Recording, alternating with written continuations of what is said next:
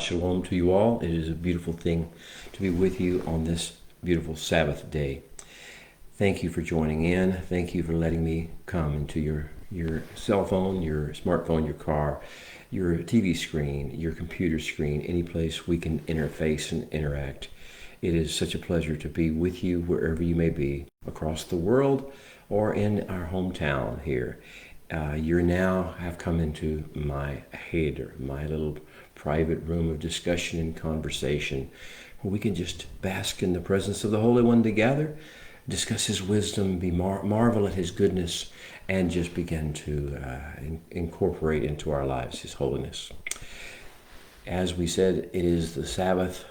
It is a special Sabbath, the first Sabbath of the biblical New Year. Well, we began in our area. We saw the new moon Wednesday night this week. Just a few days ago, we're now on the third day of Nisan Aviv, the first month of the biblical year. We have arranged our Torah studies where we will coordinate with the new year in the Chronicles after the Exodus. The first day of the new year was the day the tabernacle was set up in the wilderness by Moshe, and the day that the presence of the Holy One filled it. So here we are. We are 2 days or 3 days into this experience. The Holy One has filled His glory, His presence, His Shekinah has filled the tabernacle. No man has been able to enter as of yet. Even Moshe could not enter. There's a bridge, there's a wall, there's a barrier between, though it's a short distance now compared to what it has been. There is still this seemingly impenetrable barrier between the presence of the Holy One manifested upon the earth and humankind, which is you and me. So we're going to talk about bridging that barrier. We're going to talk about crossing that divide. We're going to talk about engaging protocols of interaction with the Holy One, His way, not our way. Not asking Him to be like a genie in a bottle that appears at our command when we rub the bottle. Not thinking somehow that we control when we and how and to what level we interact with Him. No, when we do it His way, that's where the fullness will come. That's where the most power and energy and transformation will come. So that's what we'll be talking about. Foundational protocols of engaging and hosting the divine presence. You can look at this as if it was just an old book of the Bible. We're talking about the new book we're starting, Parsha, or Sefer Vayikra, the book of Leviticus, as it's so often called in the Western world. It's maligned, it's discussed as being outdated, done away with, superseded in some way. Or you can say, wait a minute, the words of the Holy One, because this book is more than any other filled with what should be red letter words. And the Holy One spoke to Moshe and said, and we see it over and over and over again. As a matter of fact, there's only a couple, just a very few little narratives that Moshe actually wrote to interject between the great speeches, the discourses of the Creator of the universe. This is a book of engagement with the Creator at a high level, not at a low, superseded, inferior level. This is where we find the majesty radiating into human flesh. So we're going to see how will we discuss it. Since we do not have a physical tabernacle on the earth today, since there has not been one or anything like it since the temple was destroyed in 70 Common Era, or AD as it's often called by the Romans, since that time we have had to deal with the book of Leviticus and all of its protocols of approach, engagement, and interaction with the Holy One as a parable, as it were. Yeshua taught, our master, our rabbi, taught in parables.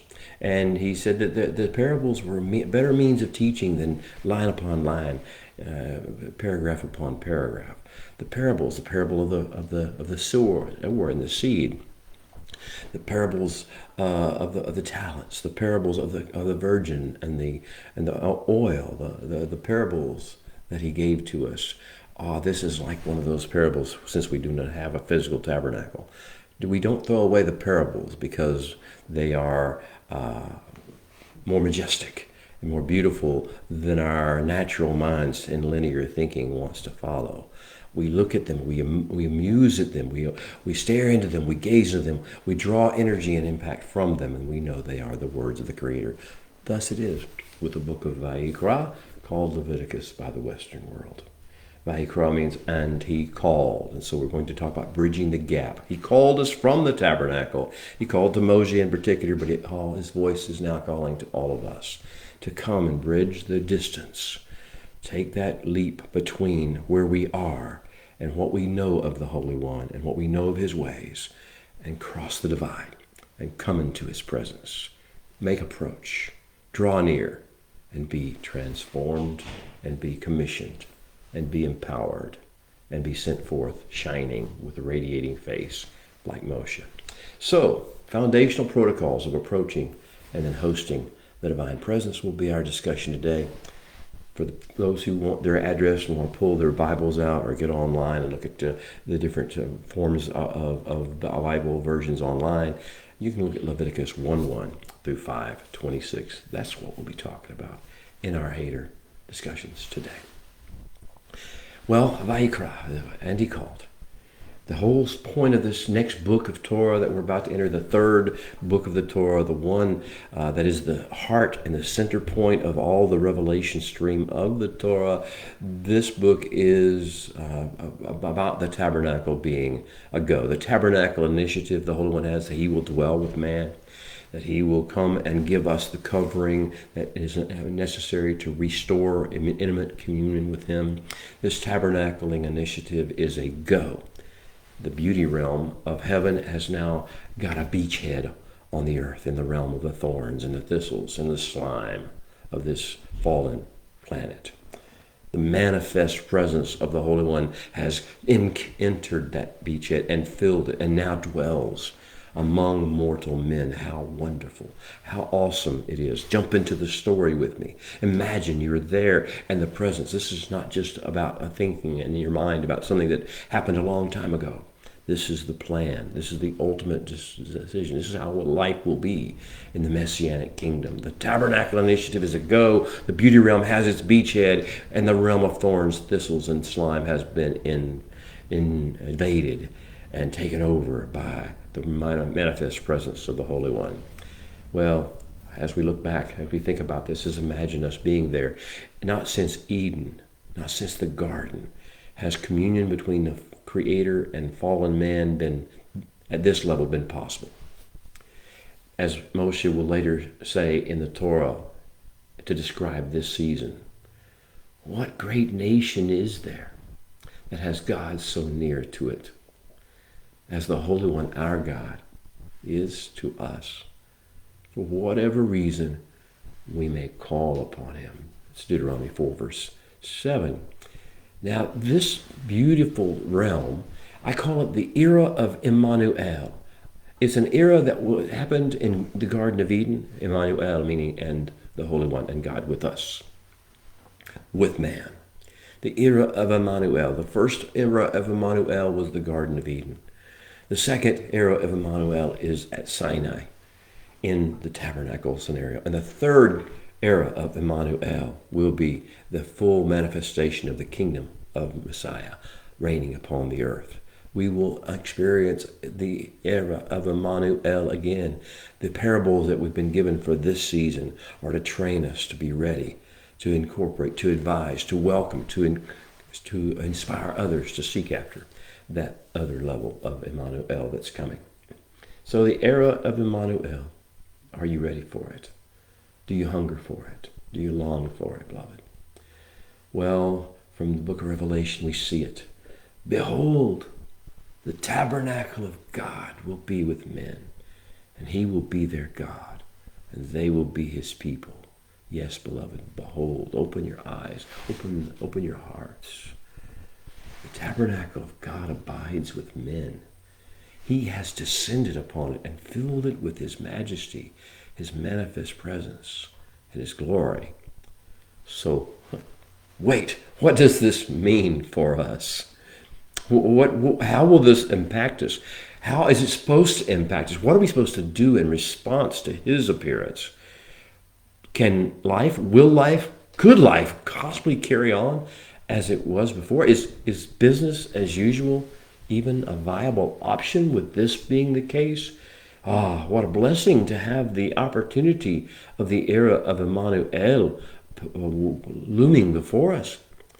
But here's the problem. We and the Creator, well, we're of different realms, beloved. Aren't we? I mean, He's holy. He's beautiful. He's majestic. He's perfect in every way. He's brilliant. He sees the perspectives of things that generations after generations after generations beyond generations. And we are temporal and mortal and fallen and anything but holy. So we are from different realms. How do we communicate? How in the world can a bunch of former slaves, still bearing the marks of the Egyptian beast, as it were, in our flesh and in our pseudo-intellect and in the scars of our souls, how can we possibly stand in the majesty of, and much less how can we commune with, the glorious one who has sat upon the throne, at the center of it all, since before the earth existed, and will sit there when the earth is no longer recognizable to us? How can we commune with him? Dare we even think of he's here. His tabernacling initiative is on, but dare we approach his majesty? Or like Adam and Hava after the fall, should we frantically try to cover ourselves with fig leaves and run and hide behind everything we can to keep the distance between us firm? Can we truly, we mortal, unclean, profane human beings, converse intelligently and commune meaningfully with the immortal, perfect, and holy God? Yeah, he is only a few meters away with the tabernacling initiative on. But what will it take to bridge the distance? What will it cost to cross the great divide? Well, and after all, it's not like we don't have other means and levels of interfacing with him. I mean, we have the wonders of creation. They testify of his greatness. There's gently flowing rivers and roaring rapids and waterfalls. There's sunrises and sunsets that are painted in great artistry. There's summer storms that stir our senses. There's mountain vistas. There's vast forests spreading out across the globe. There's oases teeming with life, and they're right in the midst of stunning, barren desert landscapes. There's cloud artistry every moment of our lives. There's starry nights in the evenings. We have ways of seeing his majesty through his creation, and it warms us and it calms us and it inspires us. So isn't that enough? But that's not even all we have. We have his written words, the Torah. Even at Sinai, before the tabernacling initiative hit, Moshe had already taken the words, had received the words inscribed on the back and the front of the tablets of and the Torah had been given to us. We had his written words. Isn't that enough? And when we read his written words, when we just encounter them, we sense there's something wonderful and holy, and we have an interface with him through his words. Yes, we do. Through the wonders of creation, through his written words. And we have human messengers that explain those words to us and teach those words to us. And some are more inspiring than others and empowering than others. And some are more positive and encouraging than others. And others are, but nevertheless, we have human messengers. So we have mediums and levels of interfacing with the Holy One. Isn't it enough? Do we really dare we really desire more? Dare we desire to actually interact with him personally, converse with him, commune with him, walk with him, talk with him, live with him, experience his persona, his personality, his personhood, experience him and walk and serve him in beautiful ways? Is there more than just the wonders of creation to tell us about him? His written words to introduce us to him? Human messengers to tell us about him? Is there more? Should we desire more? Does he want more? Well, you know in your heart the answers to the questions that I've just asked are yes. He wants more. There is more. We dare but we need to do it his way. In the heart of the Mishkan discourse, speaking of the brazen altar and the tabernacle, the entrance to the tabernacle, the Holy One promised this.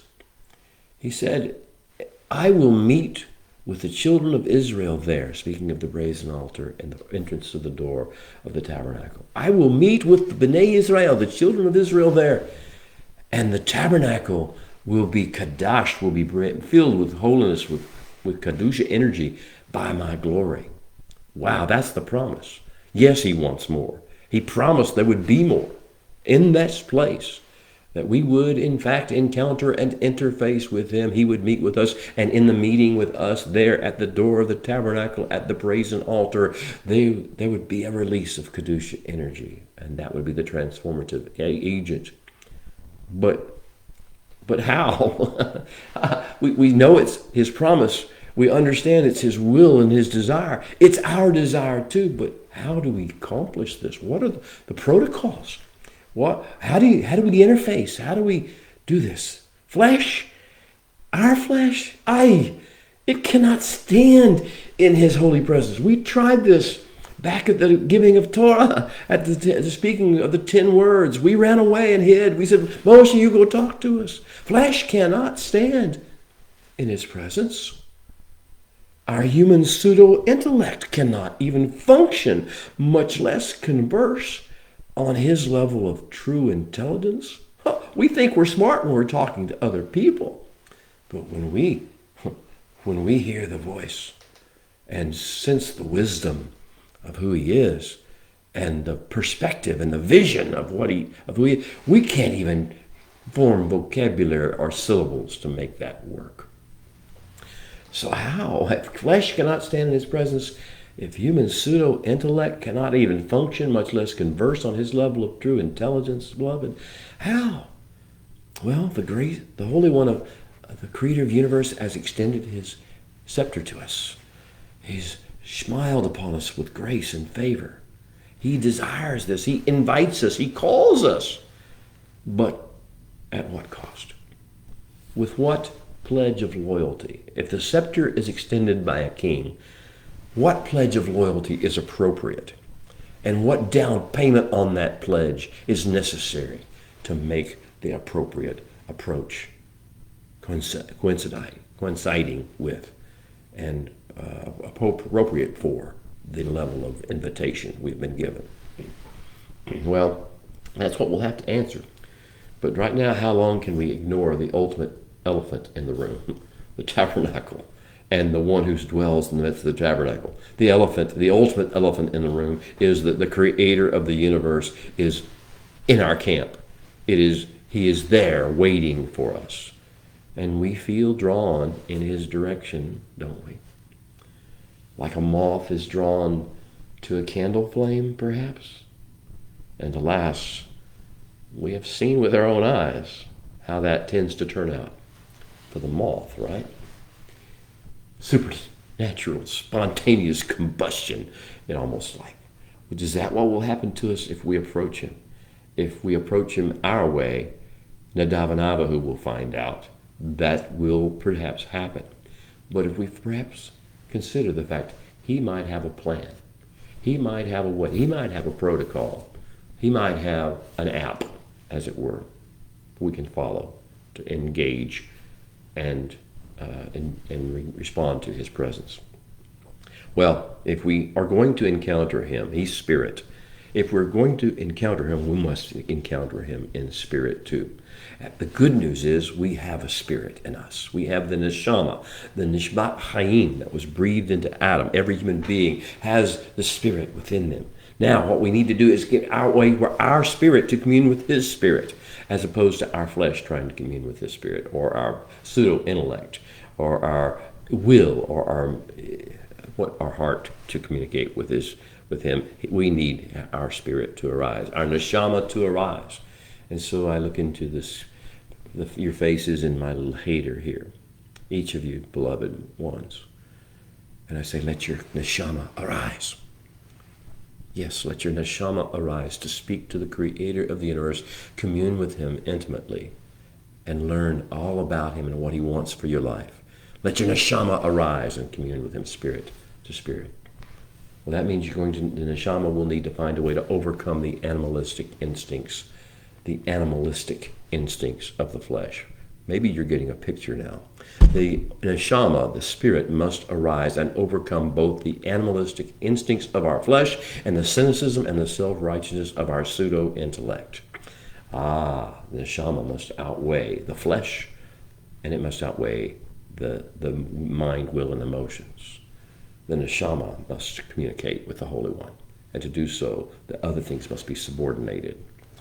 Well, the animalistic instincts of our flesh, the cynicism and self-righteousness of our pseudo-intellect are indeed barriers, but they can be overcome. There can be a coupling with the Holy One, between the Holy One and man, a coupling that allows spirit-to-spirit communion. These stories in Leviticus, this parable of Vayikra, what I call the Korbanot discourse, the discourse of approach. This is indeed of the protocols of coupling the divine and the mortal. I call it the tent maker's dream next phase, going for the gold.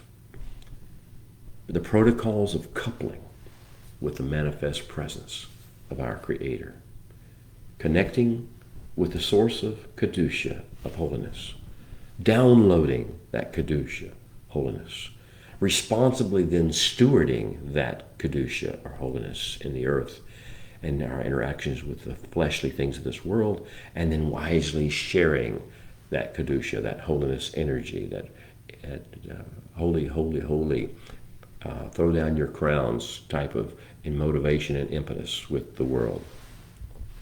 Imagine if you can.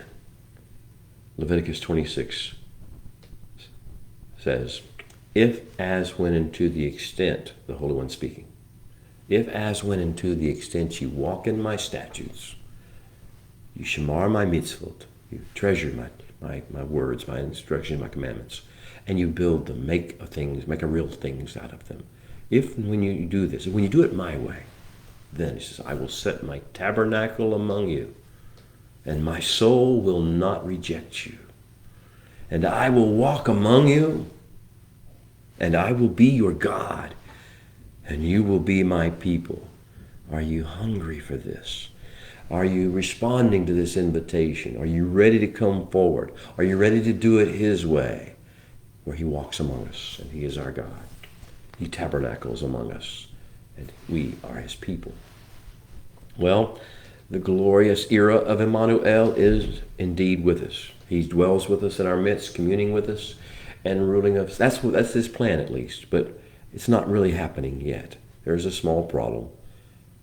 We can't enter it. So how do we enter it? What do the wonderful and newly constructed, start over again. What do the wonderful newly constructed tent-like structure and the fiery clouds of glory that are at the epicenter of our camp mean for each of us, for our homes, for our families, for our day-to-day lives, for our bloodlines, for the nations of the world, for creation? What does it mean that we have this Emmanuel era upon us, that we are invited, even parabolically in today's world, that we are invited to have intimate communion with him? What does it mean to us? How will it change us? Why are we not experiencing it? What are the dangers of it? What is keeping us from doing it? Well, that's what the book of Vayikra, the book of Leviticus, is all about. It will be, all its chapters are geared toward this issue of bridging the gap between the holy divine that dwells among us, right near to us, and our fallen state. Vayikra means, and he called. Vayikra. Kara is the verb, and he called. And to call someone forth, to call someone to you. It's to call as if you want them to respond. Vayikra. So the king has brought me into his chambers, as Shlomo wrote on behalf of the Shulamite. The king has brought me into his chambers. Well, that's where we are. Oh, my dove, and he says, oh, my dove, in the clefts of the rock, in the secret places of the cliff, let me see your face. Oh, he's calling us. Let me hear your voice. Oh, he wants to talk to us. For your voice is sweet, and your face is lovely. This is the song of the season. This is the song of the era of Emmanuel. Well, the honor of our company has been requested. This is what the book is about. The ultimate extreme bridal makeover, where we can actually walk with his presence and show his glory, manifest his glory, is on. He's going to give us beauty for ashes. Oh, we have plenty of ashes. He's got plenty of beauty. He's going to cause us to enter into a realm of becoming holy, full of Kedusha energy, as he is holy, or full of Kedusha energy. He's going to take us on a journey beyond our imagination, beyond the natural way of life on earth. He's going to take us to this great adventure and great journey from darkness into light, from tohu vavohu into order and structure and meaning and purpose. This journey is going to call us to disentangle, though, from that which is common, that which is profane, from everything that is profane, and calls us to absorb his inspiring energy that was flowing, the Kedusha that flows from him. It is going to cause us to search out and seek out and associate ourselves with the realm of the clean, that which is whole and produces wholeness and reflects the majesty of his creation, versus that which is unclean, that which is fragmented, that which is conflicted, that which is creating conflict and division, that which is reflecting that there is a fallen state of man. That's the unclean. Oh, we are going to be introduced, we are being brought in, invited in, and this journey is going to take us through the halls, the rooms of healing, of nurturing, and of wholeness producing. Sefer Vayikra, the book of Leviticus, beloved, is the ultimate RSVP invitation. You have received it. It is in your mailbox. RSVP. Our bridegroom king, the Creator, is inviting us to visit him in his chambers, to heal. Yes, to grow in grace, to learn the disciplines of serving him as courtiers and serving mankind as emissaries of his kingdom and his goodwill. So, if I have not blown your mind yet, let's give it another few minutes. It is time, beloved, to radically rethink everything we know about the book that the religious world calls Leviticus. This is something amazing. This is not, but you have to read it for what it is. It is, in our day, it is our parable of interacting in communing intimately with our Creator, and thereby being transformed into the holy nation, the royal priesthood, the Am Segula special treasure, witness and model of the world, of the Holy One to the world. I'm going to suggest to you that, contrary to some teachings out there, much teaching out there in some realms, that the book of Leviticus, the book of Sefer Vayikra, is not an outdated nor irrelevant, nor is it an irrelevant book of law for Levites. Leviticus is a Latin term. It's not a Hebrew term. Leviticus means, in the Latin, laws for Levites. That is designed intentionally, I believe, by the ones who called it Leviticus to make us turn it off. Immediately when we hear this is laws for Levites, we turn around and say, not for me, not mine, nope, somebody else is good. But that's what they want to tell you, but that's not what this is. This is not an outdated and irrelevant book of laws for Levites. It is not something that was written by Moshe. It was given to him by the Holy One. The author is the Holy One. The words are the Holy One's words. They should be read in your Bibles. The book of Leviticus, the book of Vayikra, is an inspiring and empowering marriage manual. Yes, beloved, this is a love story. And this book is a marriage manual for lovers of God. It is not written by a man, it's written by the Holy One himself, for all who love him and all who are called according to his purpose. We have discussed it. You feel it. You know it. You have been called. We have been called together. It is applicable not just at the times of a tabernacle being built, but in parabolic form. It is applicable in all places, in all generations, in all times. And it will once again be practically applicable in the days of the Messianic reign. So welcome, beloved, to the ultimate how-to book for lovers of God. A heaven-sent manual of essential protocols for abiding in intimate communion with and serving in the diplomatic corps of the bridegroom king. Our King longs to tabernacle with us. He longs to tabernacle with you. He is fully aware, however, of the challenges that we will face trying to navigate between the realms without losing mission focus, without spontaneously combusting in our flesh, without blowing our minds to the place where we are babbling idiots. He knows that the leaving behind of the darkness and the deafening noise of our fallen world and stepping then into the brilliant light of his presence is going to require some disciplines. It's going to require disciplines of the mind, disciplines of the heart, surrenders of the will, and he's going to require surrenders in regard to the eyes, the ears, the taste buds, the hands, and the feet. As a whole, as an entity, we are going to need to submit ourselves to him if he is to enter us and encounter us. There are a couple of words that are going to be used. First of all, kara, kuf resh aleph, is the root verb of the name of the book, Vayikra. Vayikra, the actual verb is kara. Kara is what the Holy One did with regard to declaring, with speaking, with calling the light day, or yom in Hebrew. It's not a matter of he gave it a name. It's a matter of that he called it forth. He called it forth and made it what it was. Well, that's what when he calls you forth and makes you what you are. So kara, that's what that means. It means to engage the voice, or a powerful force, to engage its voice and publish a call to someone or to something, issuing us an invitation or stating a prophetic proclamation that has energy and creative power to make itself come to pass.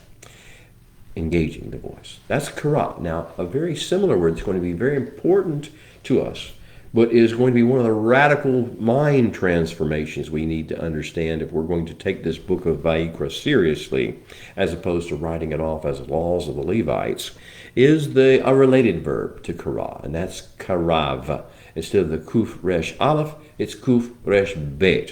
So the first two letters are the same, but the third letter, it's in the same family of words, and it is actually, karav means to draw near, to come close, especially in response to a call. You have a kara, you do make a karav.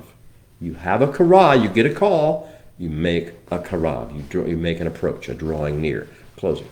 Now, the reason this is such an important word is because in English, with the King James Version being the beginning, and the whole mindset of the Western world being following and stepped with it, is they have taken this word, this beautiful word karav, of responding to a call to come near and draw close. They have taken that and changed it meaning. They've called it offering. And so everything you read about in your English versions that talks about an offering is talking not about some gift that you're making, some sacrifice that you're making. It's talking about what you do in response to his call to draw near to him and come close to him. It is about intimacy, not about trying to buy him off or impress him with your gift, or in some way take his attention off of something you have, or somehow buy you something for yourself. It is not about that. It's about getting near and intimately communing. So this is the first radical transformation. To realize this is not, first of all, a book for Levites. It's a book for humanity. Second of all, it's not a book about offerings to sacrifices.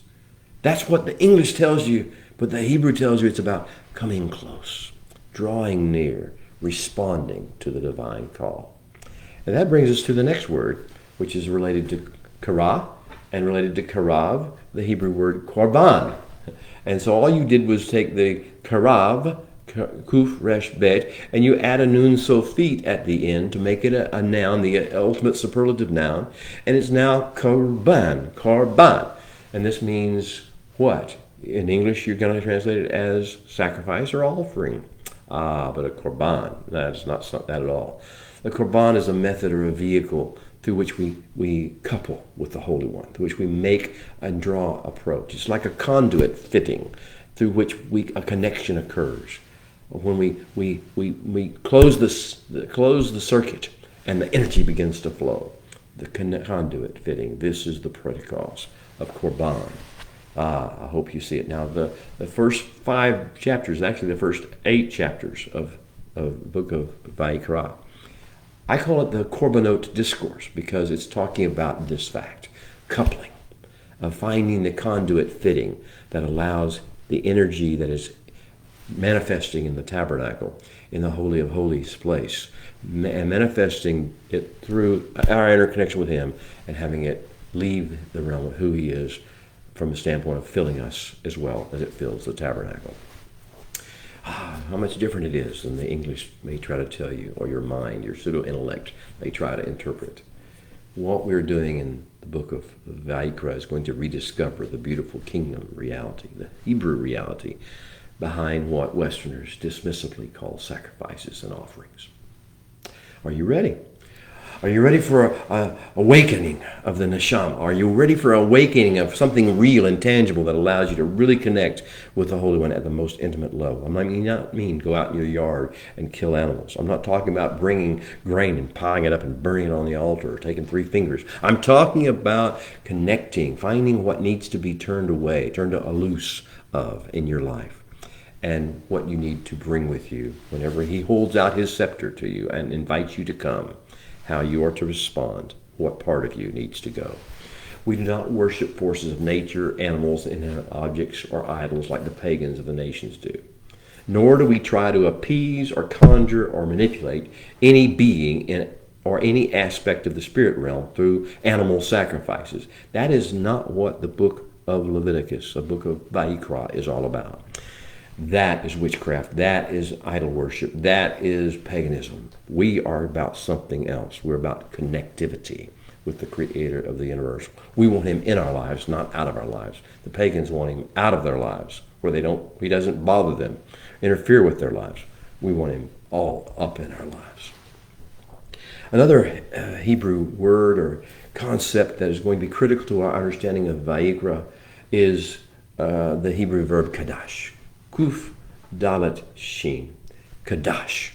We get Kodesh, we get Kadosh, we get different forms of this word. The Kadash is the verb form. It means to become or remain pure, clean, and undefiled. To become, remain pure, clean, undefiled. Kadash, may you be Kadash. And this is the substance of the book. Over and over in the book of Leviticus. Be holy, be Kadash, be Kadosh, be Kodesh, whatever form it is, be that, because I am that. When we interconnect, that begins to flow into you. I don't take on your uncleanness, your impurity, your defilement from the world. I pour into you, he says, the purity, the beauty, the majesty, the energy.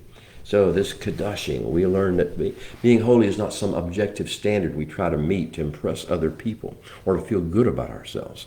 Being kadashed means that His energy flows into us, and we then become beautiful like He is beautiful in every way. Not beautiful to show off, beautiful to give away. So, kadash means to become, remain clean, pure, and undefiled, and therefore to radiate without any dilution or distortion His inspiring, empowering, creative energy. Do you want that? That's what the book is about. It's about going beyond knowing about Him, having details about Him, about believing in Him. It's about beyond going to heaven. This is about the idea of actually fulfilling your purpose in creation, why He created you in the first place, and why He put you on earth at such a time as this. When you think about what this Kadashing process is, think about the combination that you get when you get a maestro musician, masterful musician, and a beautifully formed, perfect instrument, a violin, a piano, and you get perfect. What do you get when you combine a maestro musician with a perfect instrument? You get a true tone, and that's what he wants to release upon the earth. He is the masterful musician. We are the instrument. We are the vessel. When the two connect and the creativity flows into the instrument, then we get true tone. The earth will get true tone. That's what this book is about. It changes your perspective, I hope, on what we'll be studying for the next few weeks and what we'll be preparing for Passover, because Pesach is all about connecting with the divine in this way. We are going to see many things happen. The idea of the calling being to make Kedusha, to make Kedusha energy and flow, you see it so many times in this book, and I won't go through those listings right now, but just give you some sites. Leviticus 11:43, Leviticus 11:45, Leviticus 19:2, Leviticus 27, I need to make sure I get these quotes right. Leviticus 20, verse 7, Leviticus 20, verse 26. That's just the beginning of these processes. Now, I want to move into our discussion, move into our Torah, let's say our call to worship.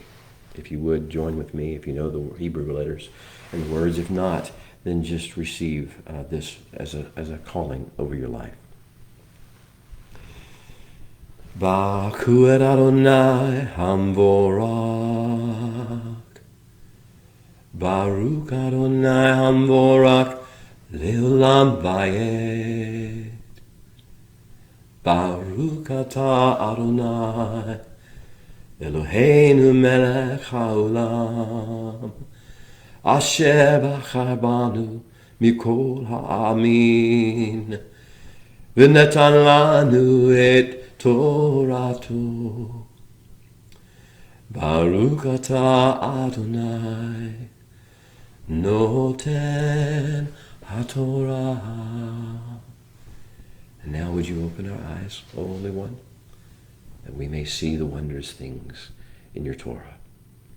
For we are but strangers in the earth. Do not hide your commandments from us. Sefer Shemot ended on 1 Nisan, 2 days ago in our anniversaries. 11 and a half months after the Exodus, at the culmination of our most glorious prototypical season of fruitfulness and shalom, the 5.5 months of constructing the tabernacle without any disharmony, with complete harmony in our camp. And it appeared on the book of Exodus ended, Shemot ended on 1 Nisan. The cloud was covering the tabernacle meeting.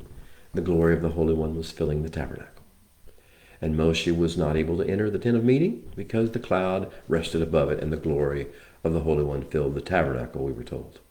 And the cloud of the Holy One was above the tabernacle by day, and fire was over it by night in the sight of all Israel. That's where we ended last book. Now, next up, Creator Speak returns. The Korbanot Discourse. The covenant protocols for dealing with the most fundamental spiritual needs all human beings have and have had since the fall. There are 5, and there will be 5 addressed, 1 per chapter basically, in these first 5 chapters of Vayikra. Covenant protocols for dealing with the 5 most fundamental spiritual needs that all human beings have since the fall. But we must start by seeing ourselves as being called.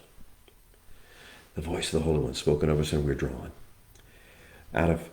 Called out of our personal and our ethnic and our cultural and our religious mediocrities.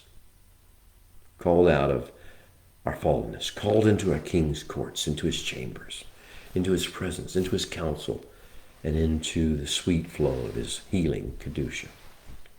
Let us read together, beginning part of Vayikra.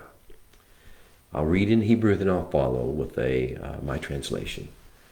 Attempt to translation into English. Enjoy. Vayikra el Moshe vayadaber Adonai elav. Loose translation, and he called unto Moshe. And the Holy One spoke, Me'ohel moed lemor, and from within the tent of meeting.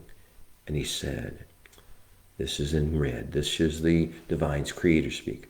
Daber el bnei Israel ve'amarta, speak to bnei Israel and say to them, Adam ki yakriv mekem korban l'Adonai. When Adam makes his approach unto the Holy One, here's the protocols being released.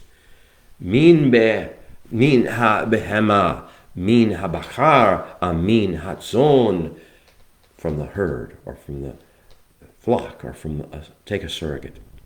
Takrivu et korbanchem, and make an approach to be taken.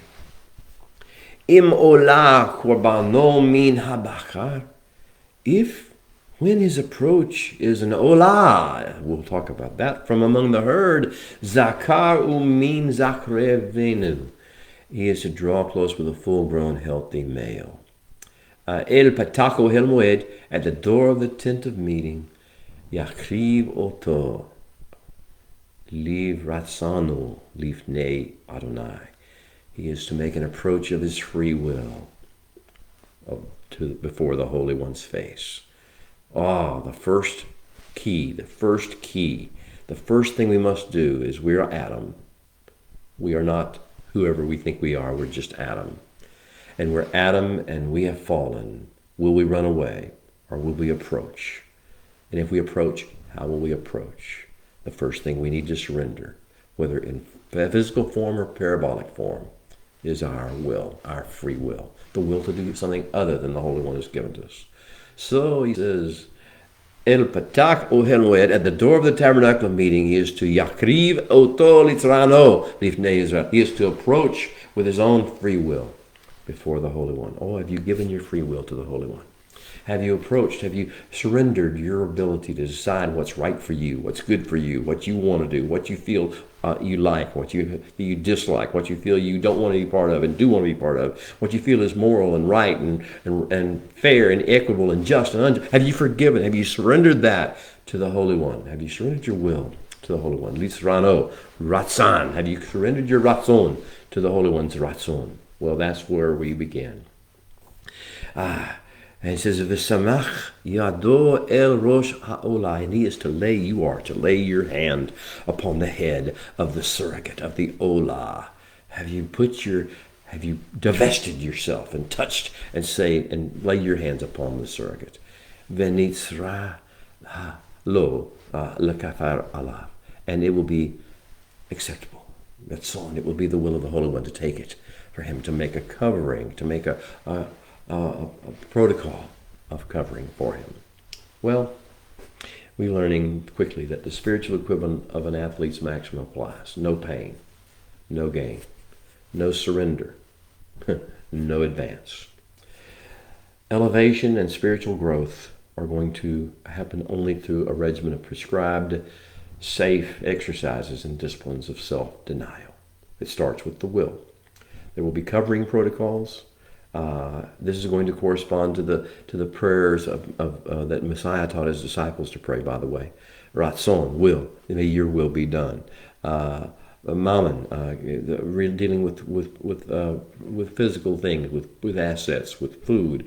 Mammon, give us this day our daily bread, and we'll be satisfied with that. Offense, forgive us our trespasses as we forgive those who trespass against us. Anti-Torah approach to life, personal doing as we think is right, self-approved life, which is Matthew 6:13, the first part. And then the pride and the shame issues of human emotion and of the flesh. Matthew 6:13b, we deal with that. He says, for your kingdom come, your will be done. And he says, for yours is the kingdom and the power and the glory forever and ever. Well, if you understand this, we're going to get covering protocols, but we're also going to get something more. We're going to get out of this book and out of its protocols and out of its regimens, we're going to get healing and purging protocols. We're going to get protocols for making healing of our souls, our minds, wills, and emotions, and our bodies, as well as tikkun olam, healing the world protocols. This is what the book of Vayikra will be all about. We are going to return to a state. The goal is to get to a state not just of going to heaven and feeling like we're religiously justified. No, it's going to get to a place of shalom, of sense of well-being, fed by the Kedusha energy of the Holy One's very presence in his countenance, his communion, his conversations, his counsel. The shalom. Are you ready for shalom, beloved? Are you ready for more than a good belief system and being angry at the world and having a lot kind of a form of religion that was tortured in your very soul about the evil things going on around you? Are you ready for shalom? Are you ready to hunger and thirst into that and make movements toward that? It's not just shalom, but also simcha, joy, joyful enthusiasm for life, and contentment with and delight in your assigned lot and mission in life. Are you content? Are you joyful? Or listen to your words. What do you talk about? What kind of things? Do you argue about things in the world? Do you gripe about things in the world? Do you complain? Or is there this joyful enthusiasm for life and contentment and delight in your assigned lot working for you? Do you want simcha?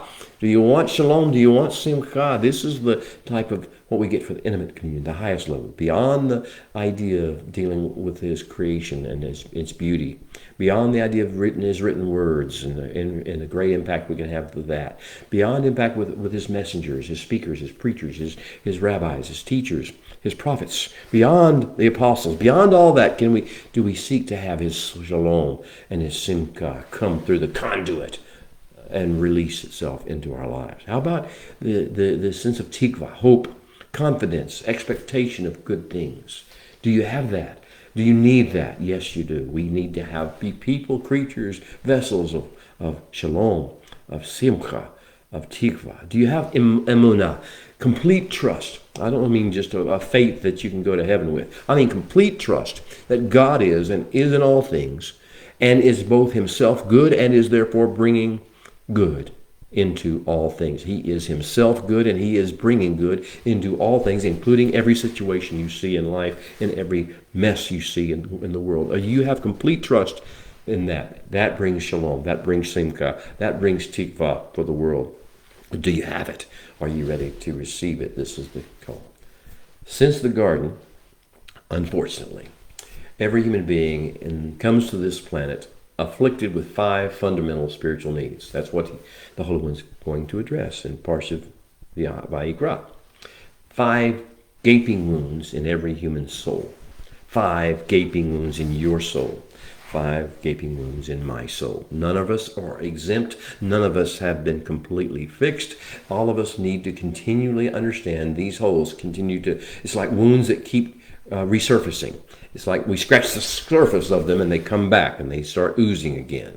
We get them fixed, we get them healed, and then they come back. They're like inescapable, these 5 gaping wounds. What are these 5 gaping wounds in the soul? We have fissures, we have these wounds. And the first one is the taste of choosing our own will versus his will. Ratzon, the Ratzon challenge. Whose will will we want to see happen? Whose will we surrender to? The first fissure, the first hole in our soul that keeps coming back, that keeps oozing, is the taste we have received in the garden of choosing our will versus his will. The second fissure, that's discussed, by the way, in Vayikra 1. It is the surrender of the will. It is what Yeshua did in the garden. Not my will, but yours be done. It is what was said of him in Psalm 40 and then repeated in the book of Hebrews. I have come, Holy One, in the volume of the book to do your will. I delight to do your will. This is the first protocol of approach. Our will must be surrendered to his will. Yes, in our day it may be parabolic and there may not be an animal that dies, and we have no place to do that, and we wouldn't do that outside of that place because that's his command. So it is about now surrendering our will to the Holy One's will. The second thing is going to be make up in chapter 2, the second protocol of approach and the second protocol of engagement with the Holy One and connecting and coupling with him to receive his holiness energy is to deal with the second hole in our soul, which is the perverse longing to personally possess and control and claim for our own and use for our own purposes tangible, material things. It started with the fruit of the tree of the knowledge of good and evil. It continues today in cars and boats and houses and people and money and bank accounts and stock investments. Whatever it is of this material, physical world that we long for and think somehow it will make us more happy, make us better. And instead of realizing that everything he gives, he distributes as he wills and desires for us to learn how to steward them and bring them to be sources of hope and life, not division and separation and fighting. So this issue of mammon is the second issue, the second hole in our soul. We have not got a good relationship with material things and a good hold on how to deal with material things. Think of the rich young ruler in your Messiah's teaching, and you understand what we're talking about here. The third thing, the third fissure, the third hole in the soul that keeps being scratched and coming back and oozing toxicity into the world again, is our longing to criticize and complain about and blame and judge other people. It started in the garden. What did Adam do? That woman you gave me. Then Eve said, Hava says, but the serpent beguiled me. We always have someone else to blame. Having somebody else, someone doing something dirty, decent folk can frown on, as Christopherson once said. The longing is in the soul now, after Eden. The hole in our soul is longing to criticize, judge, complain about, blame other people. This becomes a toxicity that has to be dealt with. This is what the third chapter of Vayikra is all about. The Korban, the approach, the protocol of Shalem, of the peace offering, as it's called in English. Oh my goodness, desiring to receive healing and to proclaim all things. We are at peace with all people on the earth. Wow. And then we have the fourth fissure. In the fourth chapter of Vayikra, of Leviticus, we have another protocol given to us. It's often called the sin offering. This is the first one, the only one that's really called a sin offering. And this is all the first three chapters were not about sin per se. Now, I've talked to you about sin before, and trespass and transgression, iniquity, evil, all the things that the different parameters of what that means. But I'm not going to do that again today. I believe you can go back to Parsha Terumah, and you can see my discussions on that. But here we are, we're talking about the sin problem. And what does it really mean? It doesn't mean you're immoral. You may be, you may not be. Sin is not about immorality, or it is not antisocial behavior just by virtue of being antisocial behavior. What sin is in the Torah, what sin is in the Scripture, what sin is to John, the apostle. What sin is chafing against the Holy One's instructions and directions, the leadership that he wants to give to us. It's going another way. It's the spiritual call of the wild, I call it. The idea is not about doing wrong. It's just not doing his will, not doing what he has told us in his written word and his instructions we are to do. The rebellion is against his word, not against morality. And then the fifth thing, there's a protocol for dealing with that. It's a unique, different protocol. And the Holy One wants us to understand sin does not have to separate us permanently. Sin can be overcome. The sin nature, the idea of rebelling against his word, can be broken off of us, but with something, it's going to cost something. Now, the fifth fissure, the last of the five holes in our soul that are addressed in Sefer Vayikra, is the self-obsession problem. We are so self-obsessed with how we feel about ourselves, our self-will. We have emotions. We self-apostatize. We think they're so important. Everything in the world is about us. Everything in the world we view in terms of how it affects us. What does it mean to us?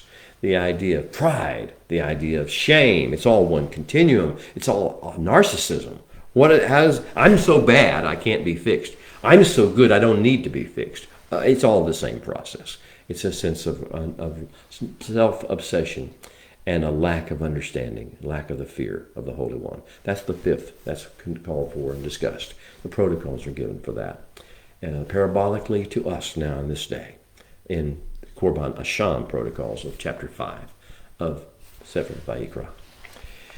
Well, these fissures, these holes in our soul affect us all. We forget, it's kind of like a whack-a-mole. You think you've got it taken care of, and then, lo and behold, something comes along and scratches that scar, and out comes the oozing mess again.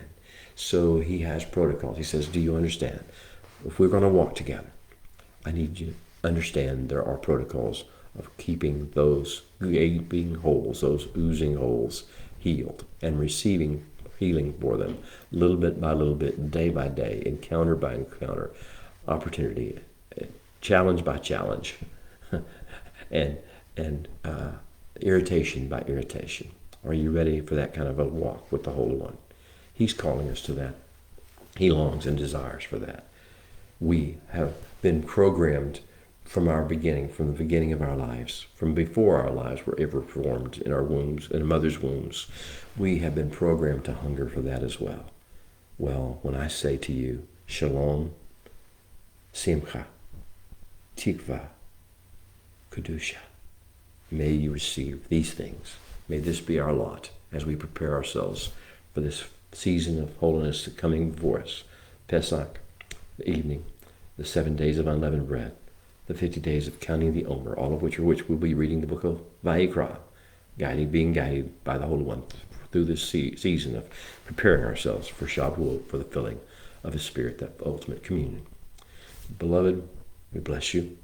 We ask you now to let us know who you are, where you are, what you've been seeing. If you have comments, if you have questions, if you have prayer requests, if you have testimonies, whatever you wish to do, please put it on in the comment section of the Facebook if you're watching Facebook now, or YouTube if you're watching the YouTube channel. We thank you for tuning in. Shabbat Shalom.